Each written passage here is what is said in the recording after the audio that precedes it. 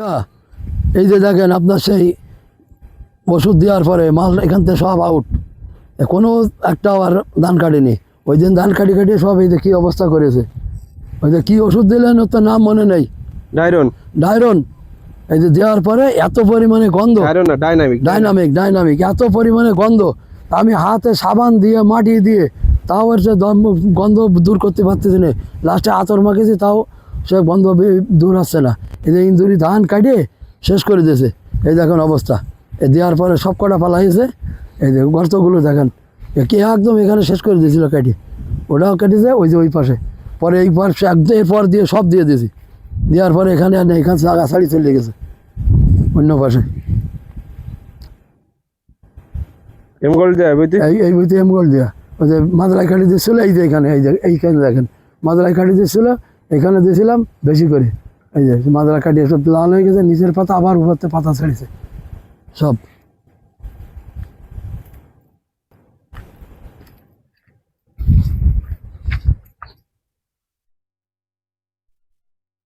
এই সেই ওষুধ এইটা দিয়েছিলাম, ছোট ছোট দানা, এটা পানি দিয়ে গুলাইয়ে তারপরে এখানে স্প্রে করা। স্প্রে করার পরে আপনার কাছে কেমন মনে হলো? আমার তো এখন খুব ভালো লাগতেছে। এটা যদি আগে করা হতো, আরও যদি আমি 15 দিন আগে কি 1 সপ্তাহ আগে করতাম, তাহলে আমার এই ধানগুলো নষ্ট হতো না। এই দেখেন ওই যে সব লাল হয়ে গেছিল, মাজরা কেটে দিয়েছিল, ওই যে ওখানে স্পট দেখা যাচ্ছে ওইগুলো। এই জন্য তো সরাসরি আপনারা দেখানোর জন্য নিয়ে আসলাম। এই যে সব গাছ লাল হয়ে গেছিল, দেওয়ার পরে ঠিক হয়ে গেছে। ওই যে একজন চাষি কতটা মানে আনন্দিত হলে, কতটা রেজাল্ট পেলে সরাসরি দোকানদারকে নিয়ে আসার জন্য কয়েকদিন ধরে লেগে আছে, যে যেভাবে হোক কাকা আমার ধান কেটে যেতে হবে।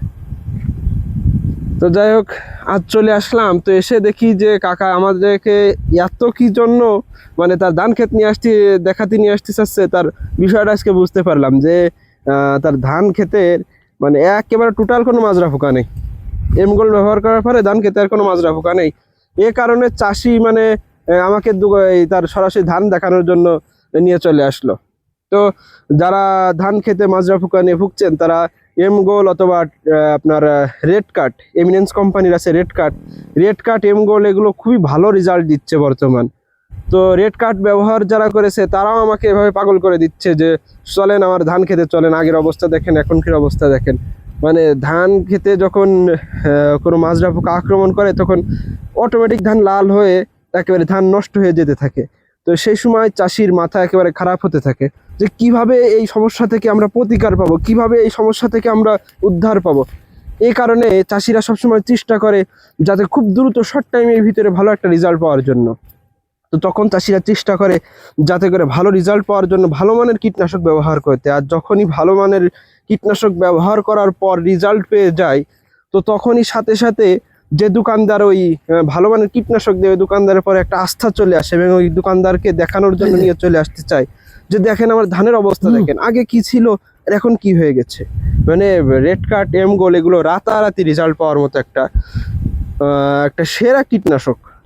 তো যারা চাচ্ছেন এমন সুন্দর ভালো কার্যকারী কীটনাশক আপনার ধান খেতে ছিটিয়ে ধান ক্ষেতের মাজরা পোকার আক্রমণ থেকে মুক্ত করতে, তারা সরাসরি চলে আসতে পারেন আমাদের রাকিব কৃষি সমাহার এই দোকানে।